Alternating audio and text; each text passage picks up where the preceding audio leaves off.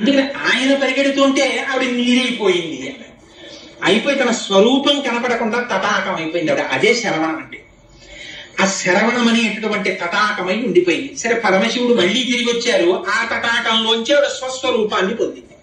కానీ తటాకం ఉండిపోయింది. ఇది జ్ఞాపకంగా ఉంచుకోవడానికి అమ్మవారు పరమ ప్రీతితో ఆ సరోవరంలో ఉండిపోయింది. ఆ సరోవరాన్ని కాపాడుకుంటోంది. ఆవిడంది, నువ్వు నా గర్భవాసం కదా చెయ్యవు, ఒక పని చెయ్యి.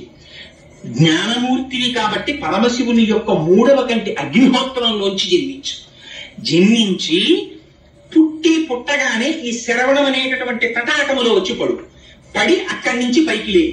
శరవణ భవ అంటే పుట్టినవాడు, శరవణం అంటే పార్వతీదేవి నుంచి పుట్టినవాడు. ఇప్పుడు ఏమయ్యాడు శరవణ భవుడు అంటే?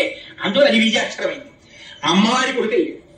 శివతేజం నుంచి పుట్టినవాడు అమ్మవారి కొడుకే అయ్యాడు. అంటే ఆ కోటేశ్వరరావు అబ్బాయి అండి అంటే ఈశ్వరి గారి అబ్బాయినా అండి అని రాకూడదు. తప్పుడు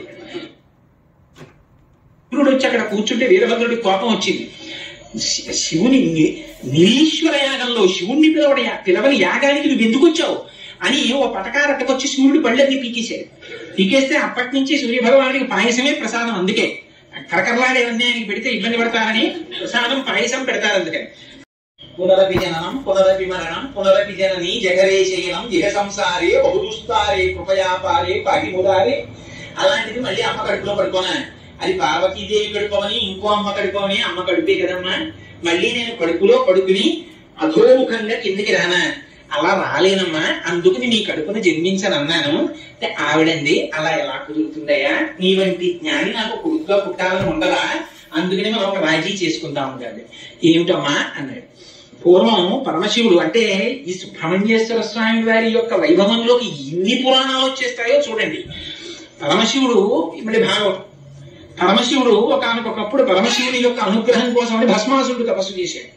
తపస్సు చేస్తే భోళాశంకరుడు ప్రత్యక్షం ఏం కావాలన్నాడు. నా చెయ్యి ఎక్కడెడితే అక్కడ భస్మం అవ్వాలన్నాడు. ఇచ్చాను, తీసుకోవాలి. ఆకు పరీక్ష చేసుకోవాలి కదా, ఓసారి నీ తల మీద పెడతానన్నాడు. ఆయన పరుగు మొదలెట్టాడు. ఆయనకి తెలియక పరమశివుడికి నిజంగా తల మీద పెట్టేస్తే బూడిదైపోయేంత అవివేకి ఆయన. అంటే ధూర్తులైన వాళ్ళ ప్రవర్తన ఎలా ఉంటుందో ప్రపంచానికి చూపించాలి. అందుకని పరిగెడుతున్నాడు. పార్వతీదేవి మహాపతివ్రత, ఆవిడ సర్వజ్ఞ. పాప అమ్మాయికి పూజ ఏమీ తెలియదు. ఓ అంది. అంటే ఓ అన్నావా, ఏం పర్వాలేదు అమ్మ నేను పెట్టుకుంటాను పక్కన అని చెప్పి పరమేశ్వరుడు ఓం కింద తీసేసుకుని ఓంకారం చేసేసింది నా కోసం అనుకున్నట్ట. తర్వాత కనుగవ నీరు మజ్జనము కాగా, మన సామాన్యంగా పరమేశ్వరుడికి పాదయోపాద్యం హస్తయోరర్ఘ్యం ఆచమనీయం స్నానం ఇలాంటి ఉపచారాలు ఇస్తాం. ఇచ్చినప్పుడు జలం పోస్తాం పరమేశ్వరుడి మీద. ఆ అమ్మాయి అదేం చేయలేదు, ఏడుస్తూ పాదాల మీద పడితే ఆ కన్నీళ్లు పడ్డాయి కదా పాదాల మీద. ఆయన ఓహో అయితే స్నానం సమర్పయామి అని ఇచ్చేసింది అని చెప్పి ఒక టిక్కు పెట్టేసుకుని అది స్నానం కింద తీసేసుకున్నాడు.